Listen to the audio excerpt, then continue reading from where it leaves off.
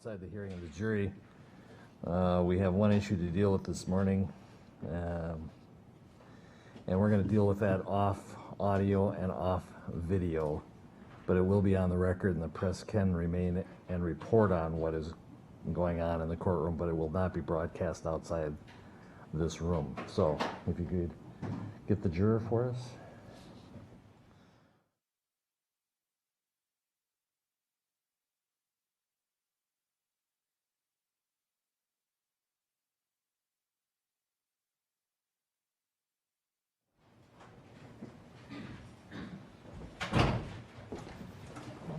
Statement, call us next witness.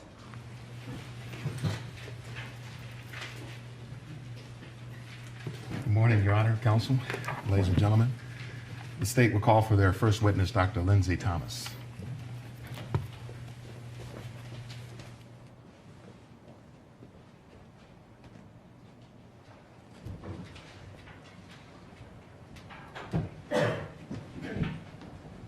You raise your right hand. Do you swear or affirm under penalty of perjury that the testimony you're about to give will be the truth and nothing but the truth? I do, yes.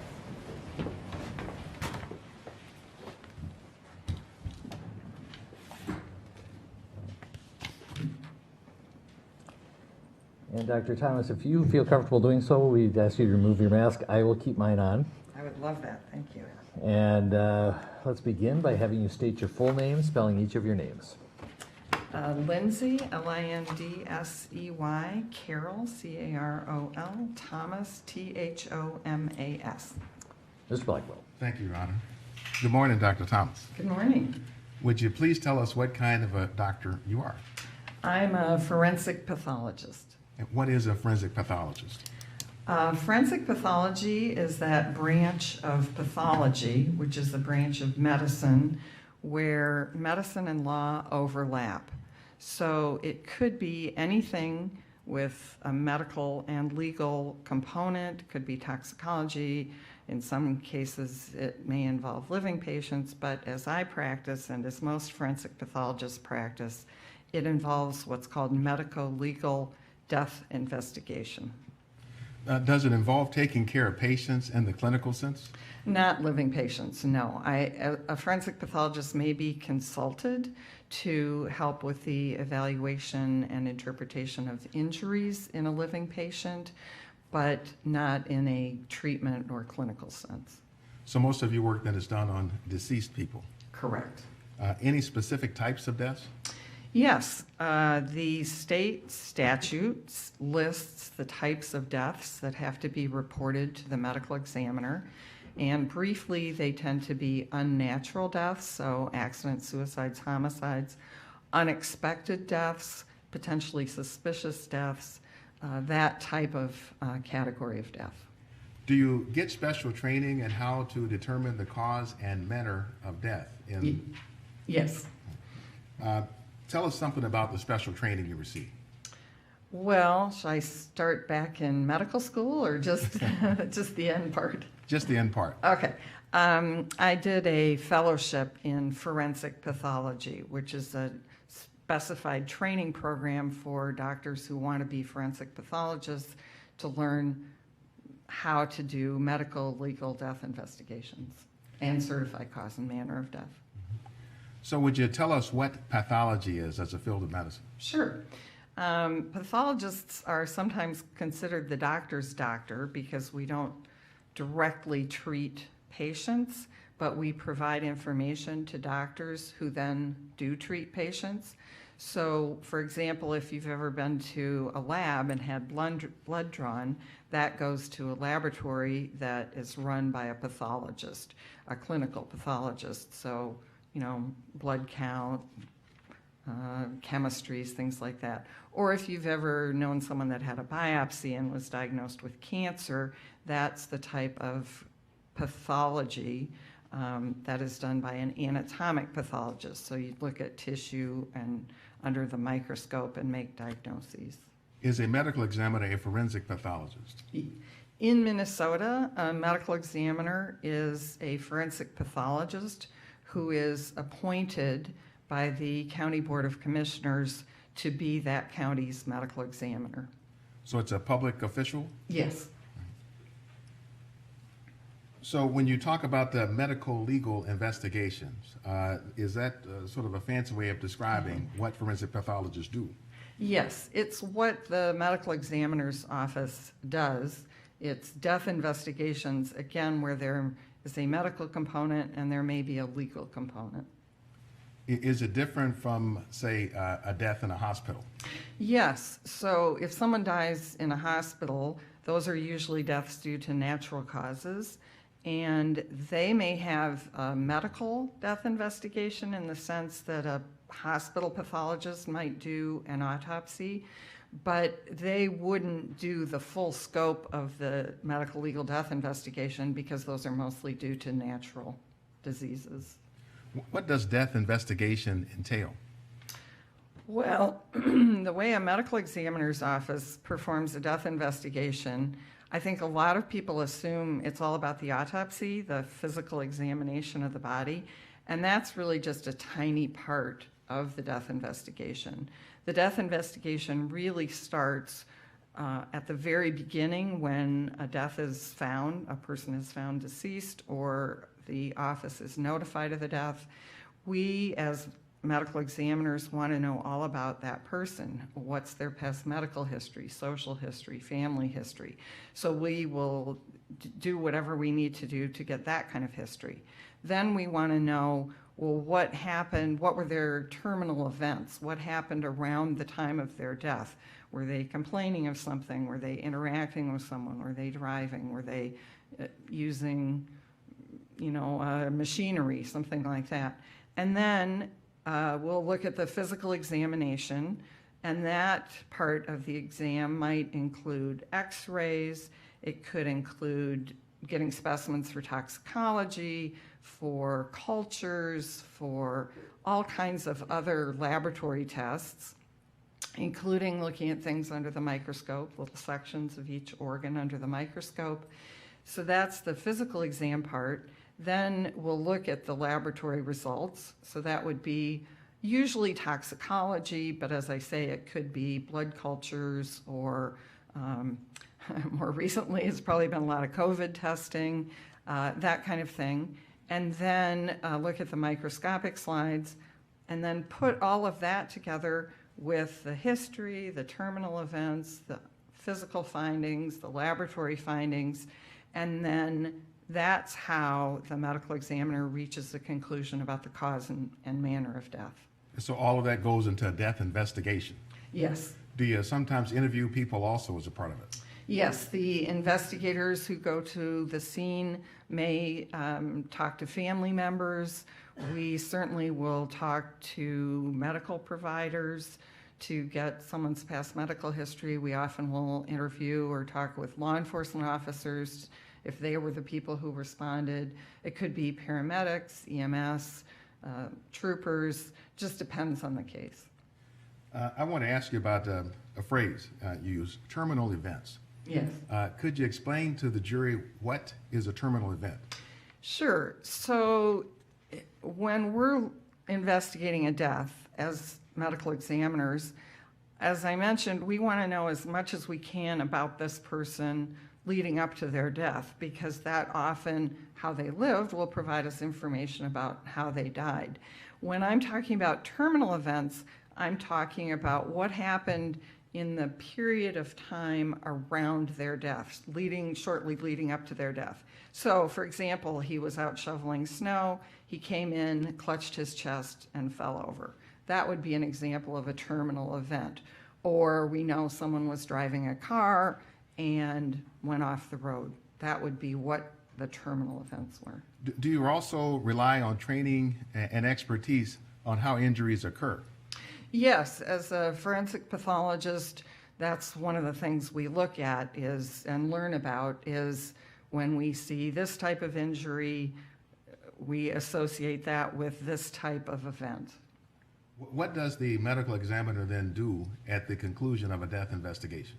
So the ultimate goal is to complete the information that's needed on the death certificate, specifically the cause and manner of death.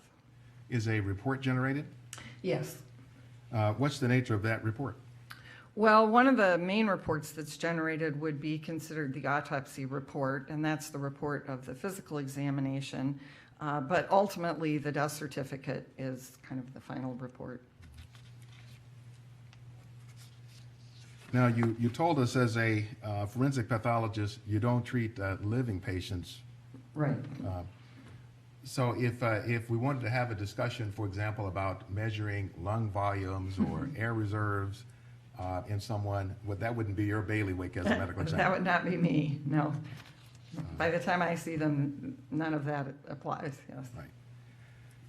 So Dr. Thomas, are you currently employed?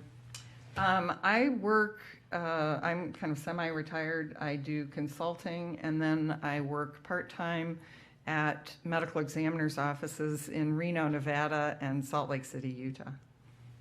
Reno and Salt Lake City, Dr. Thomas? There are places, I really like the way the office runs, and I like still to be involved as a medical examiner. And pretty good places to hike. And good places to hike, yes. So where did you do your work before you were semi-retired? Right before I retired, I was at the Hennepin County Medical Examiner's Office as an assistant medical examiner. And do you want me to go before that? Yes, if you could tell us your work experience as a medical examiner, forensic pathologist. Sure. Initially, I started after my training at the Hennepin County Medical Examiner's Office, working as a deputy and assistant, then assistant medical examiner, and I was there for many years. And then in 1997, I joined the Minnesota Regional Medical Examiner's Office that was based in Hastings. And then I was chief of that office for 13 years. And we were the medical examiner's office for 8 counties in Minnesota, the largest of which were Dakota and Scott counties.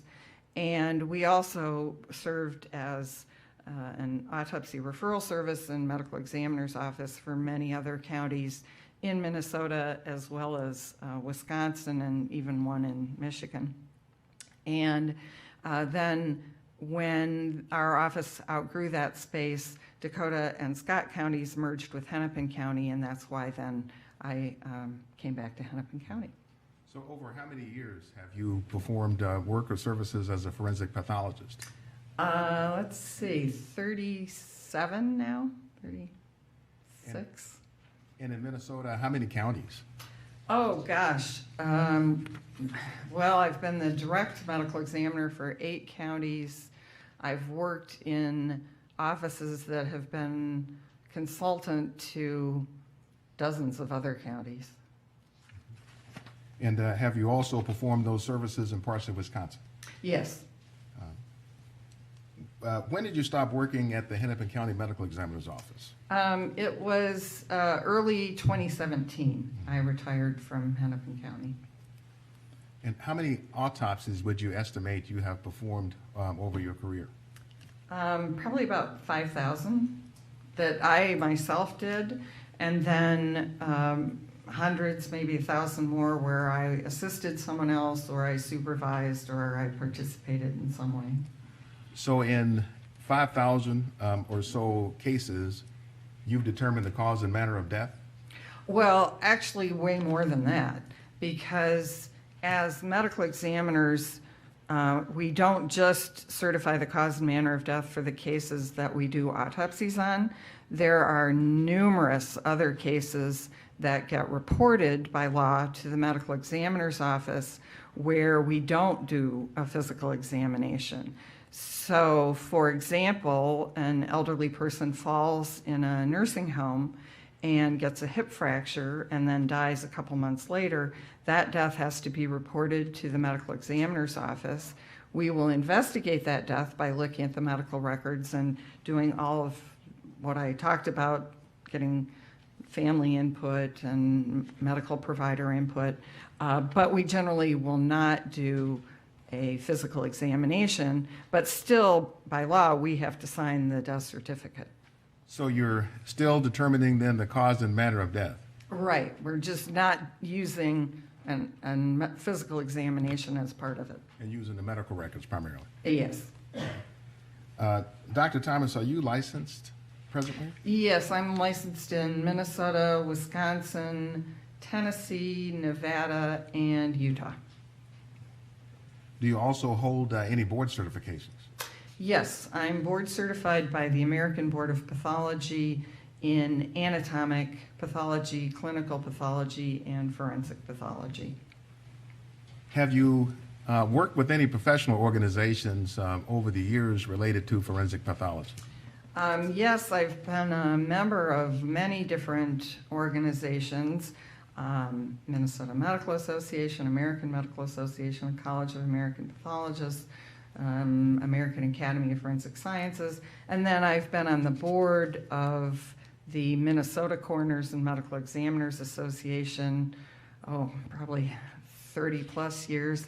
And then I'm a member of the National Association of Medical Examiners, and I was on that board and a member of their executive committee for a number of years. And that goes by the acronym NAME, N-A-M-E? Yes. What does NAME do? Well, they're the professional organization of medical legal death investigators, specifically forensic pathologists, medical examiners. And as an organization, they provide support to medical examiners, they provide information, they provide guidelines, an accreditation program, an inspection program, lots of ways of assisting medical examiner offices. Dr. Thomas, have you done any teaching? Yes. Tell us about that. I have been a clinical instructor here at the University of Minnesota Department of Pathology. I've done lots of law enforcement training through the Bureau of Criminal Apprehension here in Minnesota, as well as, oh my gosh, teaching everything from middle school science students through high school and college and all kinds of professional groups, whether it's other forensic pathologists, other law enforcement, you name the organization that comes into contact with death investigation, and I've probably talked to some of them at some point. Do you have any publications? That hasn't been a main focus of my career, but I have several, and early on was involved in an autopsy protocol that was ultimately published by the United Nations that's still in use. So let's switch topics and talk about your experience testifying in courts. Have you testified before in a court? Yes, probably over 100 times. And is that predominantly in your role as a medical examiner? It's mostly in my role as a medical examiner, where I did the autopsy and then the prosecution would call me to testify as to my findings. I've also testified as an expert witness consultant in cases where I didn't do the autopsy, but I was called by maybe in a civil case, either by the defense or the plaintiff, if they thought there was a wrongful death or some question about medical malpractice, something like that. And then I've also been consulted and testified in cases at the request of the defense, again, not where I did the autopsy, but where I reviewed someone else's work, and then I consulted with the defense or testified. And have you testified in Minnesota courts? Minnesota, Iowa, Wisconsin, North Dakota, South Dakota, Pennsylvania. I think those are the ones. Mm-hmm. So Dr. Thomas, are you being paid for your time and services in this case? No. Could you tell us about that? How does it come about that you're not being paid for your time and services in this case? Well, I didn't ask to be paid. And so did you reach out to the state, or did the state reach out to you? No, you reached out to me. And, I knew this was going to be important, and I felt like I had something to offer, and I wanted to do what I could to help explain what I think happened. Mm-hmm. So what were you asked to do then in this case? Well, I was asked to review a lot of the materials and come to an independent conclusion about what I thought the cause and manner of death were and the mechanism for that cause. Could you give the jurors a general sense or overview of the kinds of materials you reviewed? May I look at my notes? Yes, if you need to refresh your recollection. So I looked at the Hennepin County Medical Examiner materials, including the autopsy report and toxicology and photographs and microscopic slides, things like that. I looked at the Hennepin County Medical Center records, so Mr. Floyd's past medical history from there, as well as Health Partners medical records. Then I looked at a lot of interviews, many videos, including body-worn camera videos, bystander videos, surveillance videos, some photographs, still photographs, timeline, and then some medical literature and textbooks.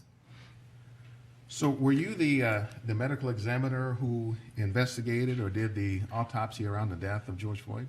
No, that was the Dr. Andrew Baker, the Hennepin County Medical Examiner. Do you know Dr. Baker? I do. He was a pathology resident when I was on staff at Hennepin County many years ago. And then when he did his fellowship, I was one of the staff people there. And then after our offices merged, I worked again with him at Hennepin County. So would you have been then part of his training in his early formative years? Yes. All right. Do you consider him a friend? I do, yes. Have you talked to him about this case?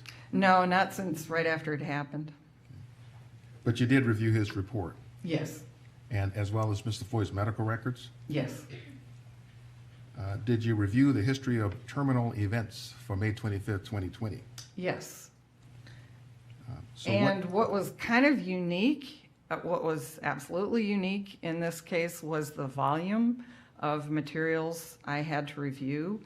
I've never had a case like this that had such thorough documentation of the terminal events.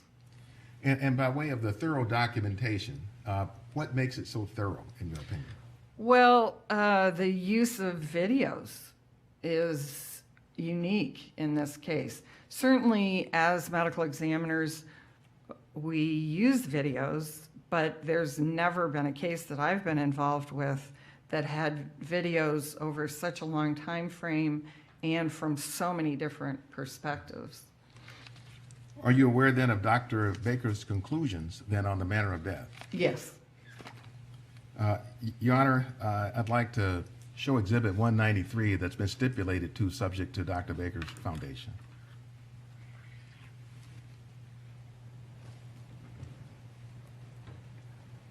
So first, Dr. Thomas, what do we see here on Exhibit 193? This is a copy of the certificate of death of Mr. Floyd. Okay. And so, Brett, if we could kind of highlight just through the word underlying.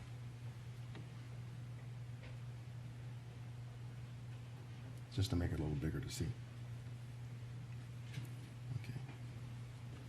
Okay. Based on your review of the evidence and the death certificate, do you agree with Dr.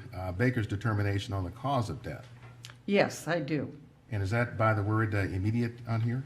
Yes, cardiopulmonary arrest complicating law enforcement, subdual, restraint, and neck compression. Have you, Dr. Thomas, formed an opinion about the mechanism of death? Yes. Would you tell us what that is? In this case, I believe the primary mechanism of death is asphyxia or low oxygen. So we'll come back to the mechanism in just a minute. Can you explain to the jury what this cause of death means and why you agree with it? Well, it's kind of in two parts. So there's the cardiopulmonary arrest, which it doesn't provide a lot of additional clarifying information because in a way everyone dies of when your heart stops and your lungs stop. That's cardiopulmonary arrest. But as a forensic pathologist, I would use cardiopulmonary arrest when I'm to differentiate it from a cardiac arrest. So this is not a sudden cardiac death, a sudden cardiac arrhythmia. This is a death where both the heart and lungs stopped working. And the point is that it's due to law enforcement subdual, restraint, and compression. That is kind of what ultimately is the immediate cause of death, is the subdual, restraint, and compression. And just so it's clear for the jurors, does cardiopulmonary arrest mean heart attack? No, Does it mean fatal arrhythmia as a primary cause of death? no, It simply means that the heart stops and the lungs have stopped. correct. So another way of simply describing death itself. Right.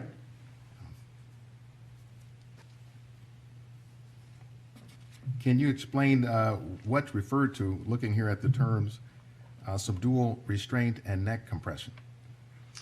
Those were activities by the law enforcement agency officers involved. Subdual is subduing someone, trying to restrain them is, in Mr. Floyd's case, involved handcuffing him, his positioning on the ground, the prone position, the people kneeling on him. And the neck compression is the knee on the neck specifically. Additionally, there was some back and other things being compressed by the officers. So if you put all this together, cardiopulmonary arrest, complicating, law enforcement subdual, restraint, and neck compression, what does that mean?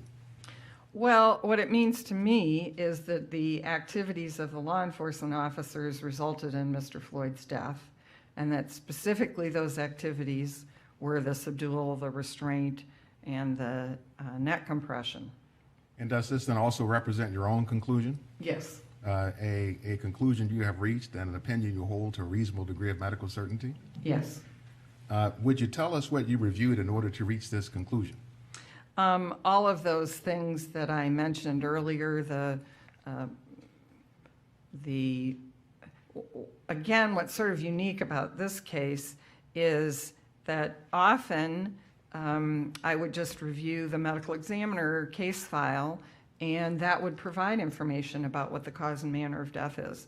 But in this case, the autopsy itself didn't tell me the cause and manner of death, and it really required getting all of this other additional information, specifically the video evidence of the terminal events, to conclude the cause of death and manner of death.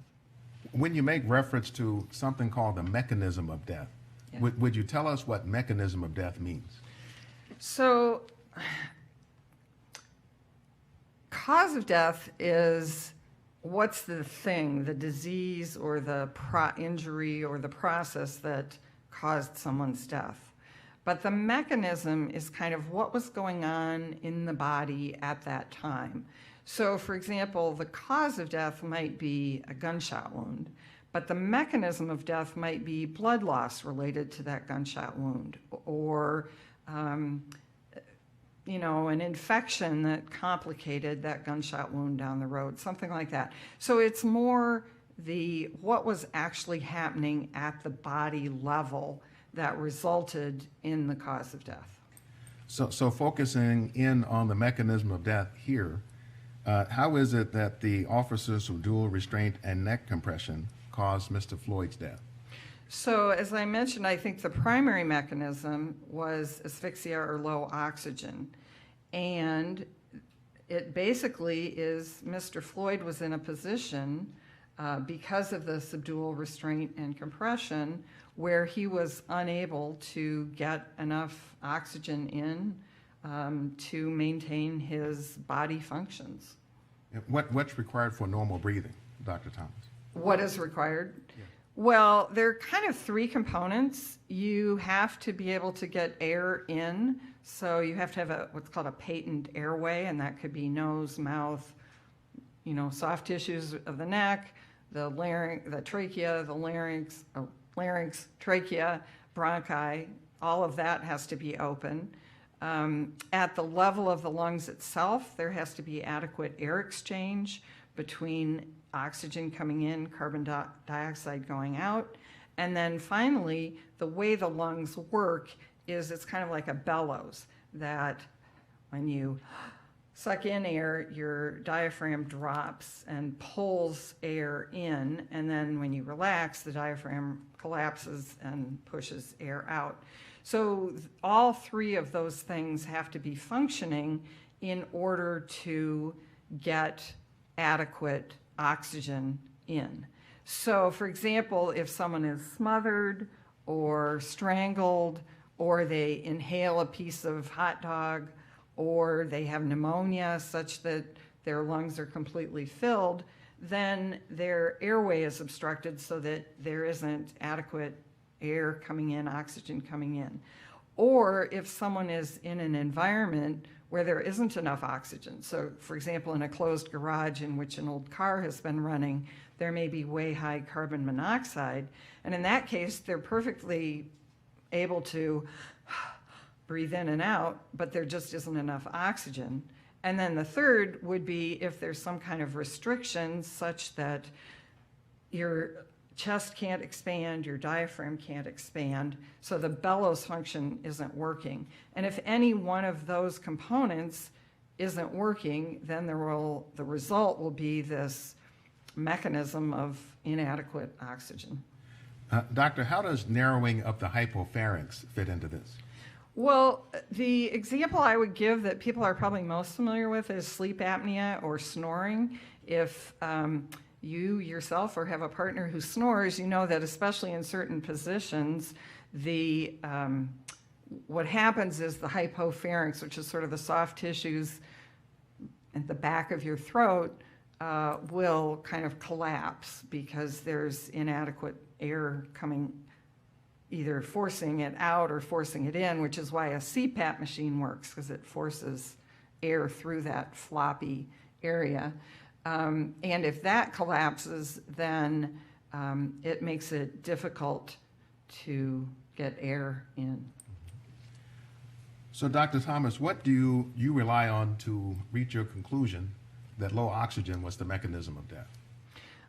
In this case, it was primarily the evidence from the terminal events, the video evidence, that show Mr. Floyd in a position where he was unable to adequately breathe.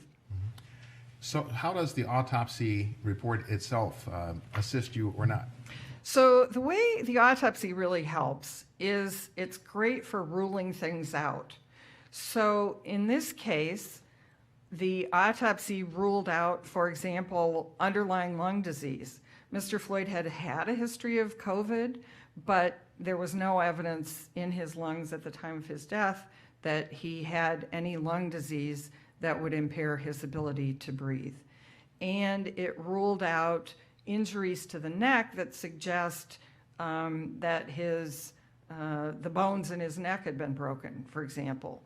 And it ruled out a stroke. He didn't have a stroke, so it wasn't like his blood pressure was so high that, he ruptured a vessel in his brain. He didn't have an aneurysm. He didn't have, which is a ruptured vessel. He didn't have an embolism, which is a blood clot. He didn't rupture his heart. He didn't have an old heart attack or a recent heart attack or what's called myocardial infarct.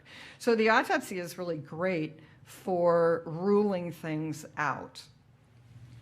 Dr. Thomas, just to focus on one of those, you said the autopsy ruled out a recent myocardial infarction. Yes. How does it do that? Well, when a forensic pathologist examines a heart, one of the things they look at is the coronary arteries, which are the vessels that supply blood and nutrients to the heart muscle. And then the pathologist will examine the muscle of the heart. And if someone has had a recent heart attack, there may be evidence in the heart muscle of that damage. Or if they've had a prior and older heart attack, there will be scarring in the heart muscle that shows that area of damage. Thank you, doctor. Is it normal as a part of your death investigation then to seek out and to look at the video? Yes, oh, yes. In this case, is there any particular video footage that struck you as more significant than others from what you saw? Oh, gosh, this case, there were so many. The body-worn camera videos were very instructive because they started, well, and the cup foods video, because they showed how Mr. Floyd was behaving long before law enforcement interaction. Then the body-worn cameras show the early interactions before there was any of this subdual restraint and compression. And then they show the interactions during the subdual restraint.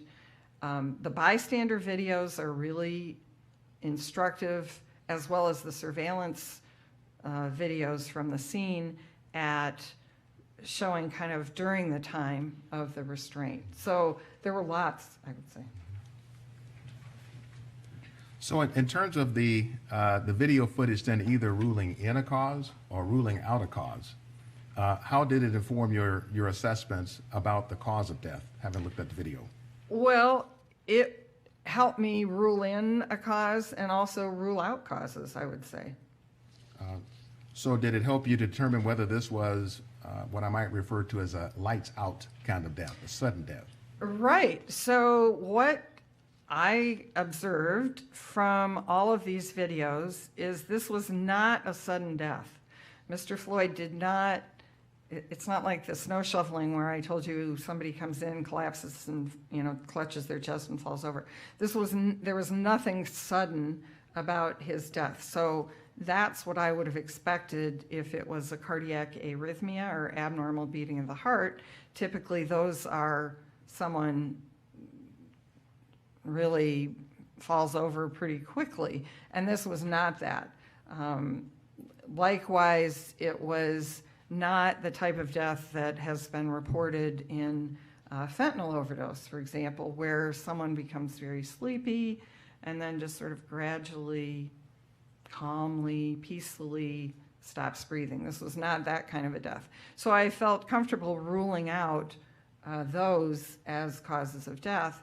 And then on the flip side, I could clearly see from watching the video what happens to Mr. Floyd during this subdual restraint and compression, and what happens to his breathing is it gradually becomes more difficult and then stops. Doctor, tell us, what is the bellows function? Well, it's what your diaphragm does along with the muscles in between your ribs. So when you take in a deep breath, what's happening is your rib cage is expanding, and that then forces the lungs to open up, and that's what draws air in. So it's when someone is intubated in like surgery or something, it's sort of the opposite of that, because your diaphragm is paralyzed, and so somebody has to force air in. But under normal breathing circumstances, it's the bellows, it's the pulling air in. So what did the video tell you? What did you see in it that had to do with the bellows function? Right. Well, Mr. Floyd is in a position, so first of all, he's prone or sort of slightly with his head to the side, and he has his arms handcuffed behind his back. So that's already a bit of a difficult position to be in, the prone and handcuffed. And then with, at times, at least 3 officers on top of him, whether it's his neck or his back or his lower back or legs, it prevents him from moving his body into a position where he can adequately use the bellows function.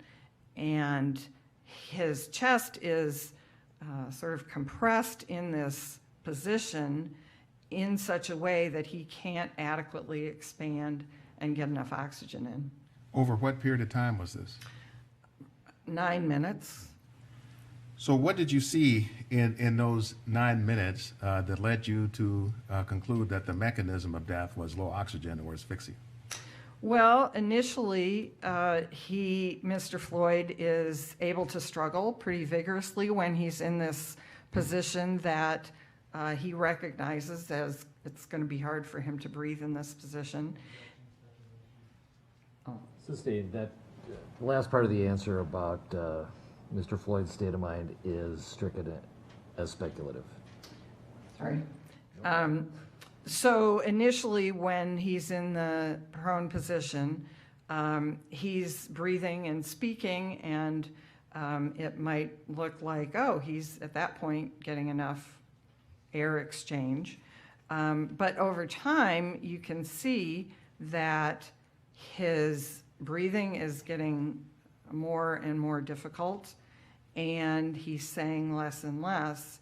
And then about halfway through the whole restraint, subdual, compression process, he stops breathing.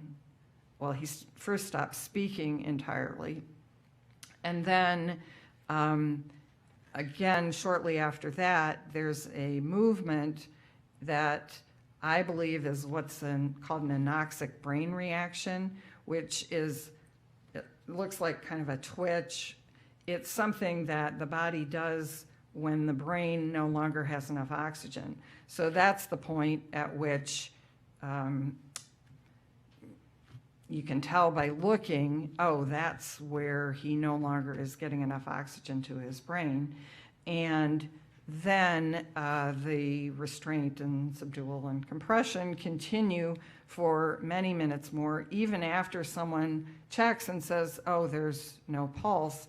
They maintain the position. So at that point, his heart has also stopped. So he's stopped breathing and his heart has stopped.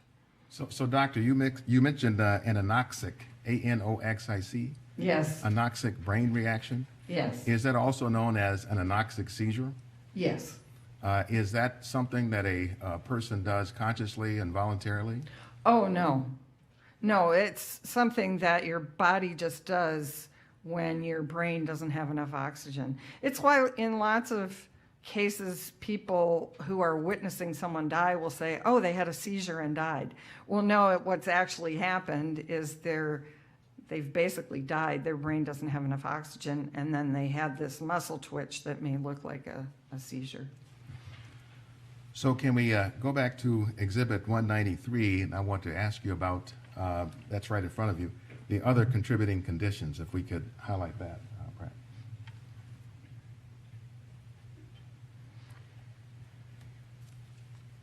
So do you see where I'm referring to the other contributing conditions? Yes. And what are those? In this case, they are arteriosclerotic and hypertensive heart disease, fentanyl intoxication, and recent methamphetamine use. So would you explain for the jury, what does it mean, other contributing conditions? So the way forensic pathologists and medical examiners usually use this is people often think of it, the death certificate is for that person, that specific person who died and their family. And that's true. It does serve a very useful purpose for life insurance, whatever. But forensic pathologists are also using death certificates for public health data purposes. And so in any given case, we aren't just thinking about this particular person and their cause and manner of death. We're also thinking the state and the federal government collect data on why do people die? What is cause of death? It's how we know as a country that we have, how many people die of COVID, for example. It's because death certificates list that. So one of the things that we use this other contributing conditions for is to list disease processes or drugs that are present at the time of death, but that we don't believe directly contributed to the cause of death. But it's so that someone looking at data years from now can say, okay, we want to do an evaluation of all deaths during law enforcement subdual. And how many of those deaths involved someone who also had drugs on board? Because that may be something that is relevant then in trying to prevent these sort of deaths in the future, for example. Or the case where I use other contributing conditions probably the most is the hip fracture case that I talked about before, where someone dies of a hip fracture due to a fall, but they're 84 years old and they also have hypertensive heart disease, arteriosclerotic heart disease, asthma, diabetes. And so I will list those as other contributing conditions. Now, in no way did those things cause the fall and the hip fracture and the resulting whatever pneumonia or whatever. But again, someone from a data perspective might want to know, you know, of the 84-year-old women who die of hip fractures, what percentage of them have underlying heart disease? Because again, from a data collection standpoint, does that provide useful public health information that can be used in the future to try and prevent these deaths? So that's how I would view this. It's very long-winded, sorry. Sure. No, Dr. Thomas. So in understanding this is further, so other contributing conditions are conditions that may have contributed but were not the direct cause of the death. Exactly. Did you consider these other contributing conditions in your assessment of the cause and mechanism of death for George Floyd? Yes. And how did you consider them, first of all? Well, I wanted to look at each one and ask the question, is this the cause of his death? Is arteriosclerotic heart disease the cause of his death? He has narrowing of his coronary arteries. In many cases, that is the cause of someone's death. So I looked at that, but again, it comes down to what were the history of the terminal events? Does this look like the type of death we see, or is, you know, I'm not a clinician, so I don't see it, but as a forensic pathologist, I know from hundreds of families describing what happened at the time of death, that this death does not fit what has been described in someone who dies of a cardiac arrhythmia from arteriosclerotic heart disease. And likewise, hypertensive heart disease. Those tend to be cardiac arrhythmias, sudden cardiac deaths. This is not that kind of death. Likewise, fentanyl intoxication, as I described, and again, I don't treat patients, I don't see living people, but what I know from family members who describe deaths that then later turn out to be due to fentanyl, the death is slow, it's peaceful, they fall asleep, they may hear snoring or very heavy, deep breathing. There's no struggle. They just often are found just kind of slumped over. It's a very slow death. So again, totally different than what is seen in Mr. Floyd's death. Methamphetamine as a cause of death generally is, again, much more of a sudden death. It may cause a cardiac arrhythmia. It may cause a seizure, and by that I don't just mean this sort of terminal anoxic twitch, but like a full-blown seizure. And again, looking from what I know about Mr. Floyd's death, because it's so well documented, that does not fit with a methamphetamine death. So you reviewed the toxicology. Yes, oh yes. How would you characterize the amount of meth in Mr. Floyd's system at the time? Well, it was there. It's not particularly high.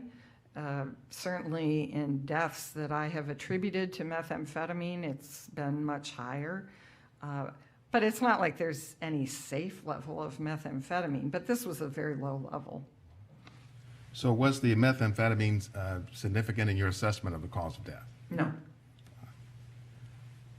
So then, based on your review of the video and application of your work, experience, and knowledge, did you rule out drug overdose as a cause of death? Yes. And that's an opinion you hold to a reasonable degree of medical certainty? Yes.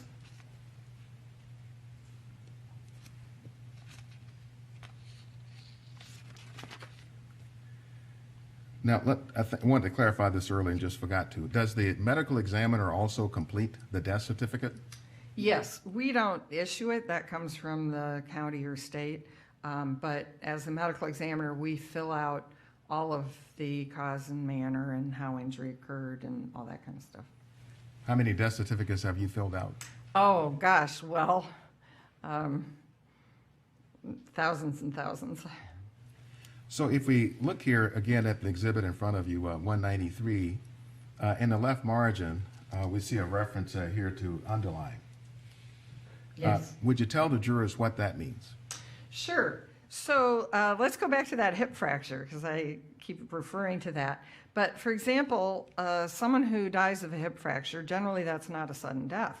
What happens is someone gets a hip fracture, they get it surgically repaired, they may get pneumonia or something like that. So then, in that kind of case, we would list the immediate cause of death as pneumonia. The underlying cause of that is the hip fracture that was operated, but the underlying cause of the hip fracture was the fall. They fell, they got a hip fracture, they got pneumonia. So it's something that is used when you have a death that has maybe multiple sequences of events. But in a case like this, you don't need an underlying because it's all included in the first line. It's all due to the law enforcement subdual restraint and neck compression. Now, the death certificate does not use the word asphyxia or any reference to low oxygen. No. Would you have used the word asphyxia in this case? Probably not. I tend not to use the word asphyxia much because it requires a lot of explanation. It doesn't really offer much additional information unless you have a chance to have a discussion like we've had about what asphyxia means. So I tend to just list, if someone dies of hanging, well, that's a type of asphyxial death, but I wouldn't say necessarily asphyxia due to hanging. I would probably just list hanging as the cause of death.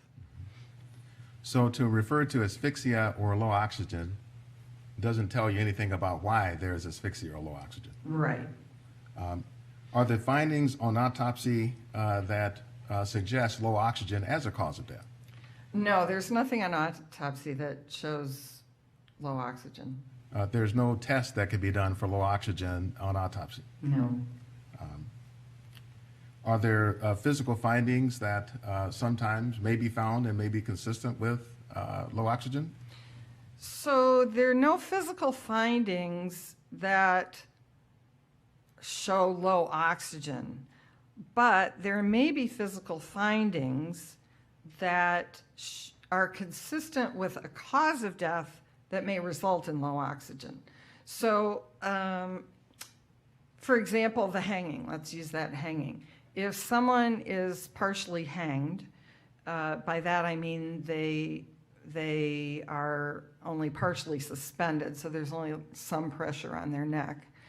They may have what are called petechiae, or little pinpoint hemorrhages in the eyes, because blood is still going into their head but not able to drain out because of the pressure on the neck.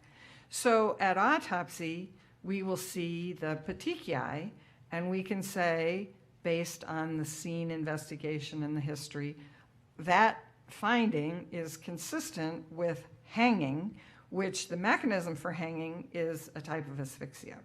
Or in manual strangulation, we might see some bruising, or we might see broken bones in the neck.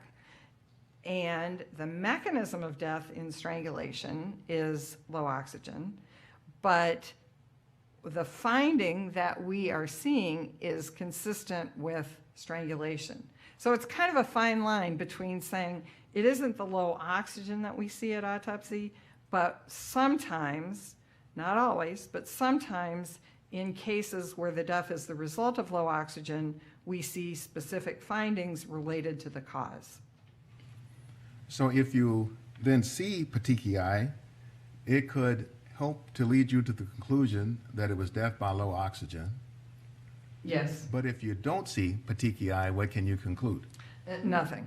So it's one of those things that when it's present, if there's petechiae or broken bones in the neck or bruising, that's very helpful in putting together a picture of what might have happened. But if you don't have them, it doesn't help you one way or the other. And by not help you one way or the other, it means you can't conclude from that alone that a person did or did not die of low oxygen. Exactly. Right. And you mentioned bruising in that context. Right.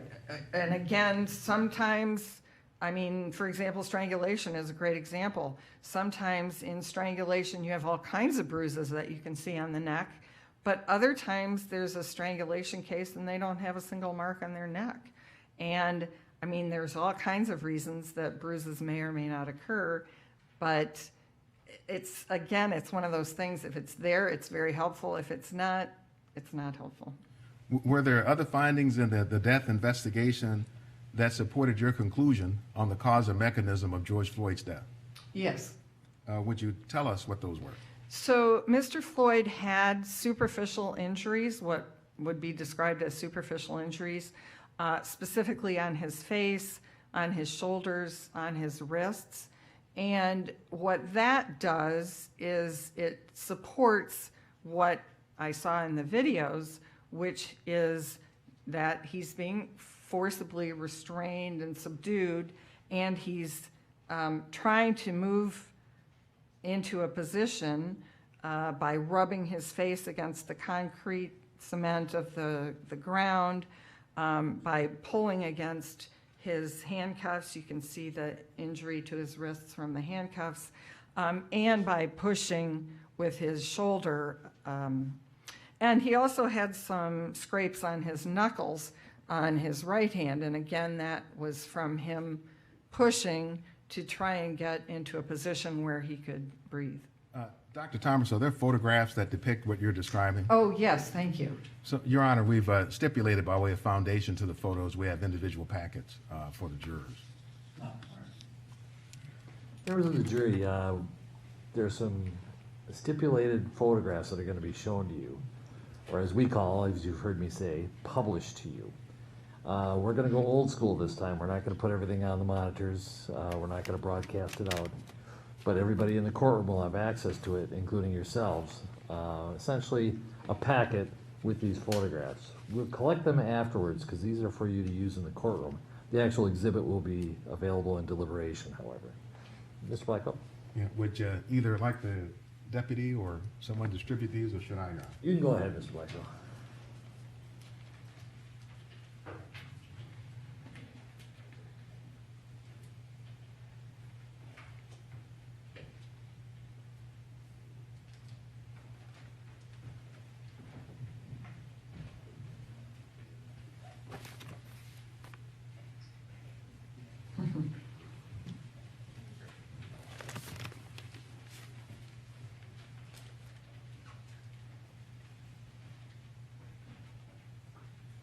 Before you look through them, you can take them out, but don't start looking through them until Mr. Blackwell resumes his examination.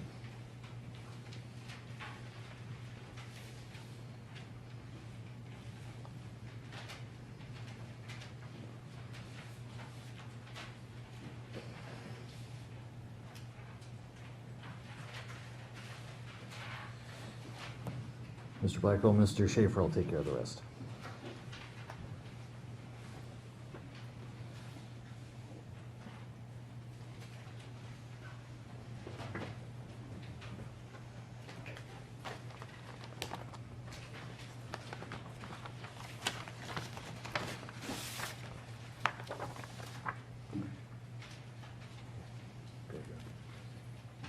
Give the rest of it.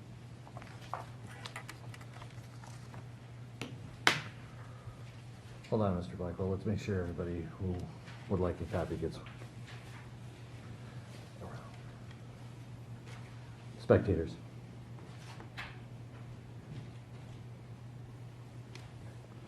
Spectators should each get a copy if they want one.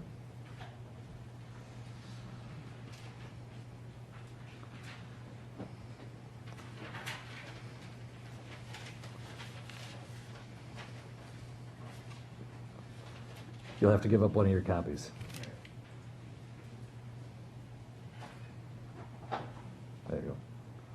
Mr. Yeah. Blackwell? Your Honor, if I may, I think I will give one to Dr. Thomas, just so she has it. Actually, she can have mine.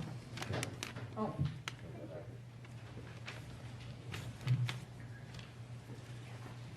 That way Your Honor won't have to use the camera at all. So, Dr. Thomas, if we start with the exhibit that's marked 185, Yes.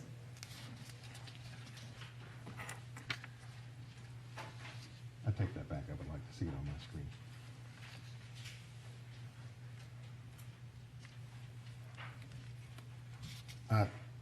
Dr. Thomas, looking at exhibit 185, what is significant in this photograph that informs your conclusions pertaining to the restraint and subdual as a cause of Mr. Floyd's death?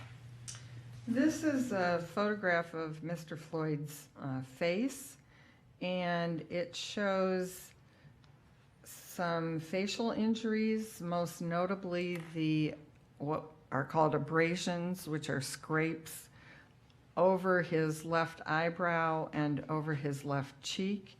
You can also see there's littler scrapes or small cuts on his nose and lip, upper lip, and then a little on the left side of his lower lip. But the main thing this shows is that the left side of his face was obviously in contact with some rough surface. Dr. Thomas, if we look at exhibit 235, it may be a close-up of the same area.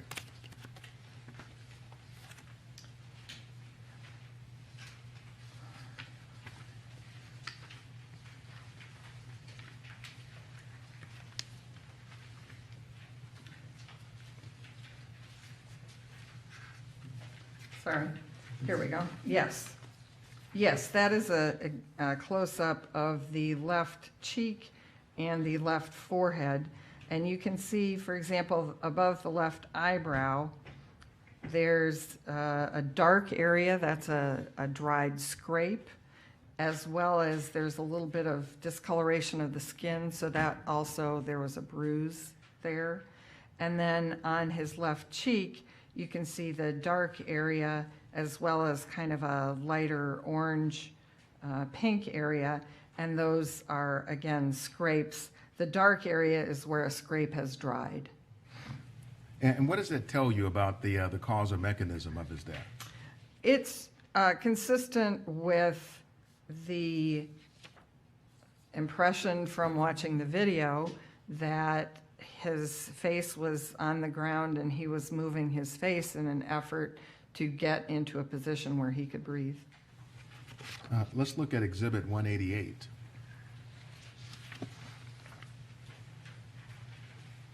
This is a photograph of Mr.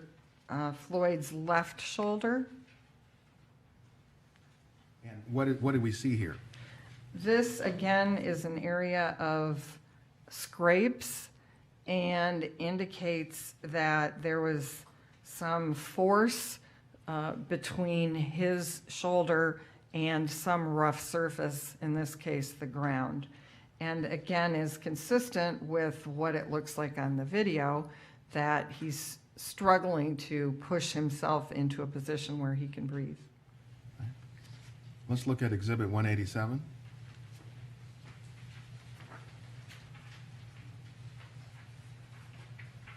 This is a photograph of his right shoulder, and again, you can see there's a little bit of discoloration, and then the skin is scraped. So there's less injury impact here, and that fits with, again, what you see in the video of which side was down and which side had more contact with the ground. Let's look at exhibit 189.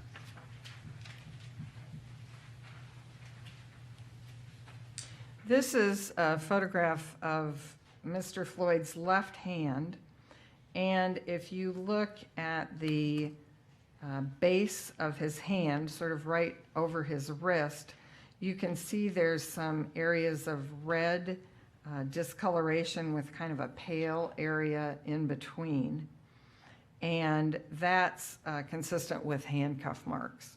You can also see on the sort of outer edge, there's some white material that's dried skin, and that's an area where his skin has actually been rubbed up from the handcuffs. And Dr. Exhibit 190? Exhibit 190 is a photograph of his right hand and wrist.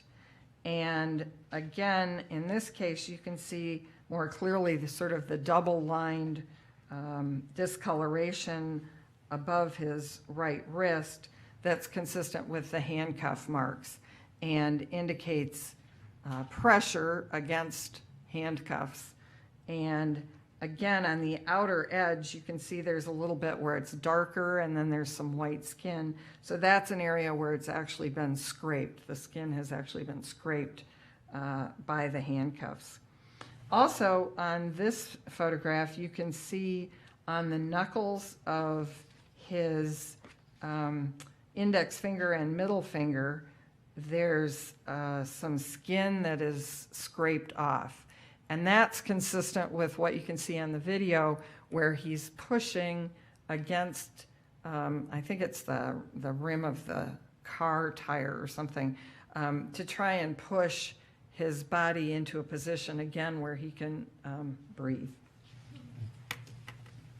Thank you, Dr. Thomas. Your Honor, the jurors may put the photographs away if they'd like. Mr. Chief, for the point. Members of the jury, we're going to collect those photographs. Not the actual exhibits, they're simply for your use during this time.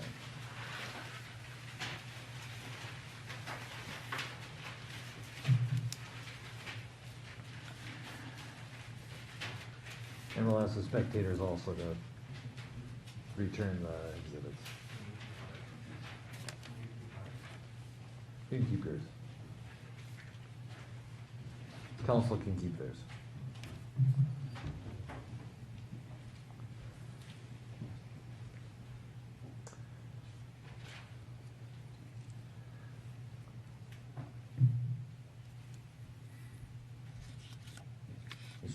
Thank you, Your Honor. So Dr. Thomas, having looked at this physical evidence from the autopsy, was that evidence in of and by itself conclusive? No. There are multiple ways that scrapes and bruises can happen. It's only useful in the context of what is seen in the videos. Was there any evidence to suggest that Mr. Floyd was suffering from a potentially fatal condition on the evening of May 25th, 2020? No. Do you have an opinion, to a reasonable degree of medical certainty, if Mr. Floyd would have died that night had he not been subject to the subdual and restraint of the police? There's no evidence to suggest he would have died that night, except for the interactions with law enforcement. Now, were there other mechanisms that you felt contributed to Mr. Floyd's death? Yes. Could you generally characterize what those were? Sure. So I think a secondary mechanism in this case is what I refer to as physiologic stress.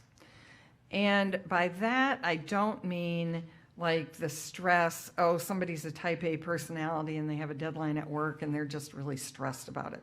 I'm not talking about that kind of stress. I'm talking about the kind of physical stress you feel when you're driving along and all of a sudden a car swerves right in front of you and you slam on the brakes and you realize, oh my gosh, if I hadn't reacted, if that had happened a second earlier, I would have been in a potentially fatal car crash. And you can feel your heart race and you kind of, and then the car speeds on and you slow down and you realize, I'm okay, everybody in the car is okay, and your heart rate then slows or I think even worse, you're at the beach and you suddenly realize, my toddler, I haven't seen my toddler in, oh my gosh, where's my toddler? And that rush of adrenaline you get, and you feel flushed and you get goosebumps and your heart races and you feel short of breath, and then there they are, they're getting an ice cream cone and you'd go, oh, okay.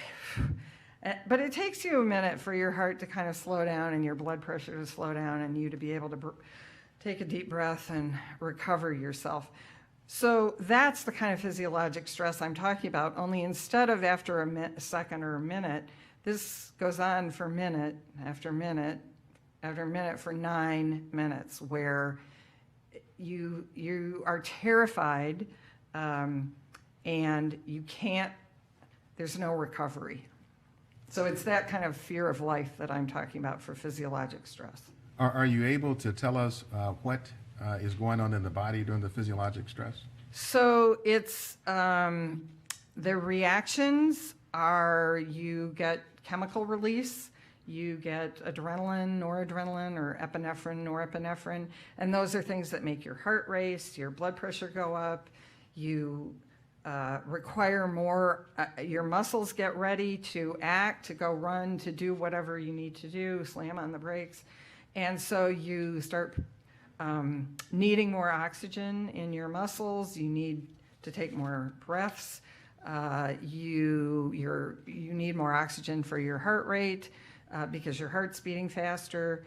There may be other chemicals that are released, whether it's stress hormones or cortisol or things like that.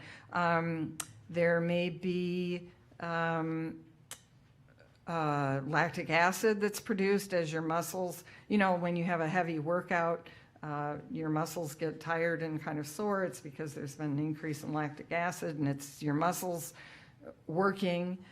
So all of those physical things, those chemical things, can cause reactions in the body that put additional stress primarily on your heart, but also on all of your body systems, because your body requires your chemistry to be in very fine balance. And when there's too much, say, lactic acid or too much, not enough, not an ability to compensate for that elevated lactic acid, then all of your body organs will get into trouble. Doctor, do you consider that physiological stress that you're describing a direct cause or mechanism of death, or is it secondary? Well, I guess I would consider it a contributory cause, or contributory to the cause of death. It's another contributing mechanism. And so the direct cause is what, and then the secondary cause is what? So their sort of primary mechanism, I think, is asphyxia, and the secondary, or low oxygen, and the secondary mechanism is this physiologic stress. But ultimately, the cause of death is the subdural restraint and compression. So this physiologic stress or physiological stress that we're discussing, is that something that can be observed on autopsy? No. And why is that? Well, it's a chemical reaction. It's increased heart rate, which of course we don't see at autopsy. It's increased chemicals that we can't test for at autopsy. So none of it is anything that can be seen physically. So it's a functional mechanism. Yes, that's a good way of describing it. Is low oxygen then also a functional mechanism? Yes.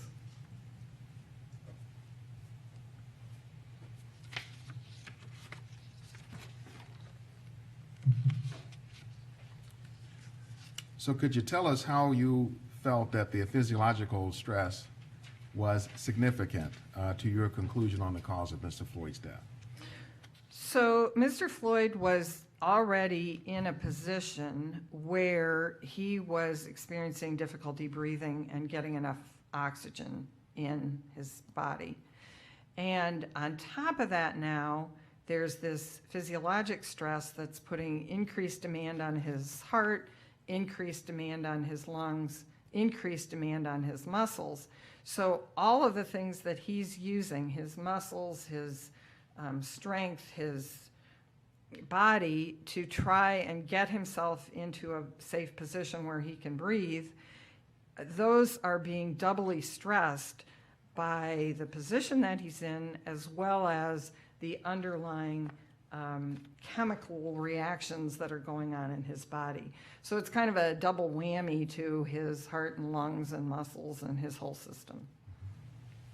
Okay. So, Dr. Thomas, I want to show you Exhibit 194. Again, Your Honor, this has been stipulated to, subject to foundation later. First, Dr. Thomas, can you tell us what this is? This is a press release that was put out by the Hennepin County Medical Examiner's Office at the time they certified the cause and manner of death of Mr. Floyd. And is it your understanding that the medical examiner's office generates this type of a press release report in certain cases? Yes. So there is a section in the press release report that refers to manner of death. Yes. Let's see if we can highlight that. And we see the word there, homicide. Yes. We see also in here information we saw on the death certificate, where the press release says also how the injury occurred. Yes. And would you read that for the record? How injury occurred: decedent experienced a cardiopulmonary arrest while being restrained by law enforcement officers. Again, you agree with that? Yes. So let me show you what was marked as Exhibit 918. And homicide is a manner of death. Isn't it? Yes. And would you explain to the jurors a little bit about what it is medical examiners look to when they're trying to determine manner of death? Sure. So unlike cause of death, which could be anything, we only have 5 options for manner of death. So a death can be natural, meaning that all of the conditions that contribute to the death are due to just innate processes. Could be cancer, could be heart disease, something like that. Second category is an accident, and that would be something like a motor vehicle crash or an unintended drug overdose. Third category is a suicide, which is death at one's own hands, with at least probably some element of intent. The fourth category is homicide, and that means death at the hands of another. And then the fifth category is undetermined, and that means generally we don't have enough information about this type of death to make a determination to fit it into one of the other categories. So for example, we talked a lot about terminal events early on, and in some cases, we have no idea what the terminal events were because the person is just found dead in their residence. And we don't know because they've been alienated from family. We don't know, were they saying they were going to take their lives? Did they have a prolonged history of using drugs? Did they just get out of prison? You know, we're unable to get enough information to sort it into, was this an accidental death or was this an intentional suicide death? And so that would be an example where we might use undetermined, where we just don't have enough information. So Dr. Thomas, if you look then at the screen in front of you, does this depict or show the manners of death? Exactly. And homicide is highlighted, reflecting what Dr. Baker found. Yes. And do you agree with that finding Yes. in the case of George Floyd? Your Honor, we offer Exhibit 918. Any objection?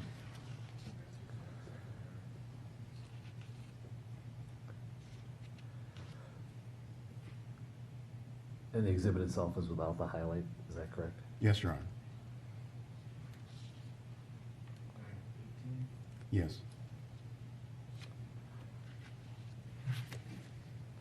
No.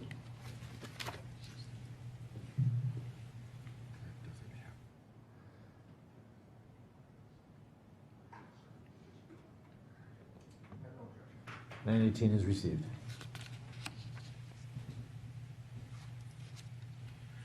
For the ladies and gentlemen of the jury, these are the 5 manners of death that you were describing, Dr. Thomas? Yes. And we've highlighted homicide to reflect what Dr. Baker found and that you agree with.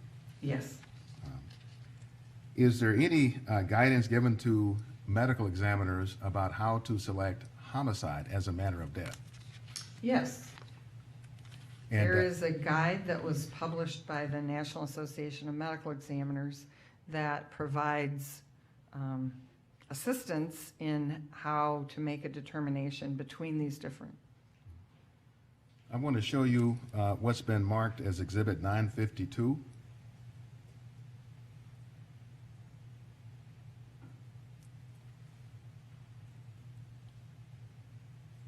Do you see that, Dr. Thompson? Yes, yes, And is this the publication that provides the guidance to medical examiners on how to determine manner of death? yes, Would reference to excerpts from this guide be helpful to your testimony? yes. Your Honor, we offer excerpts from Exhibit 952. Any objection? Yes, I do object to this, Your Honor. All right, actually, would this be a good time to break so we can deal with the sidebar issue as well? All right, members of the jury, we'll take our 20-minute, we're probably gonna have some work here, so let's come back around 5 after, 11:05.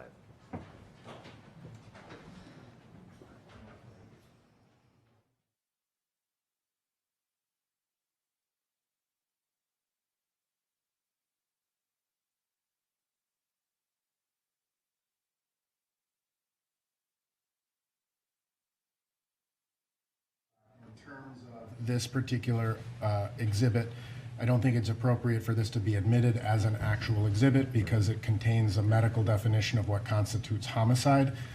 The jury, it's within the province of the jury in terms of the jury instructions that are ultimately provided to them to determine the legal definition